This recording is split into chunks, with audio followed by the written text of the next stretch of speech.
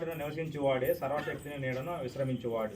ఆయనే నాకు ఆశ్రయము, నా కోట, నేను నమ్ముకొను నా దేవుడని నేను యెహోవాను గూర్చి చెప్పుచున్నాను.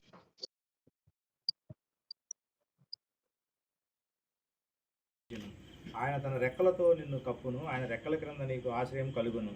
ఆయన సత్యము కేడేమును డాలునై ఉన్నది. రాత్రి వేళ కలుగు భయంకైనను, పగటి వేళ ఎగురు బాణముకైనను, చీకటిలో సంచరించు తెగులుకైనను, మధ్యాహ్నమందు పాడు చేయు రోగముకైనను నీవు భయపడవుతుంది.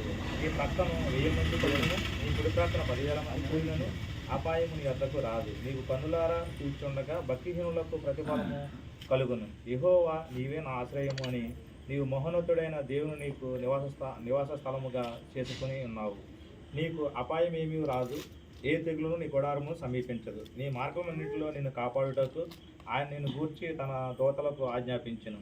నీ పాదములకు రాయి తగలకుండా వారు నిన్ను తమ చేతుల మీద ఎత్తి పట్టుకొందురు. నీవు సింహములను నాగపాములను త్రొక్కెదవు, పదమసింహములను భుజంగములను అనగదొక్కెదవు. అతడు నన్ను ప్రేమిస్తున్నాడు కనుక నేను అతన్ని తప్పించేదను. అతడు నా నామము నెరిగిన వాడు కనుక నేను అతన్ని కనపరిచేదను.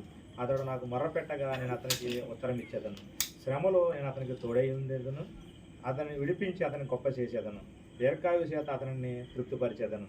నా రక్షణ అతనికి చూపించదను. కొద్ది వాటిని దేవుడు దీవించిన దేవుడు తన పరిశుద్ధ లేఖన వాక్యాన్ని మనందరి వెనుకలో, మరి ముఖ్యంగా నేటి దినము నూతన సంవత్సర దయాకిరీటాన్ని పొందిన జయరాజు గారి వెనుకల్లో దీవించి ఆశీర్వదించును గాక. ఆమేన్. ప్రార్థన